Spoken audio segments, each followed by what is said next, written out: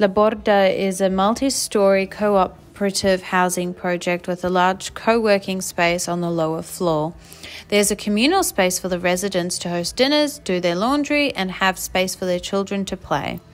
The circulation through the building is on the far left, with stairs and elevators going up and down. Many residents cycle around, so there is storage on the lowest floor and on the top floor.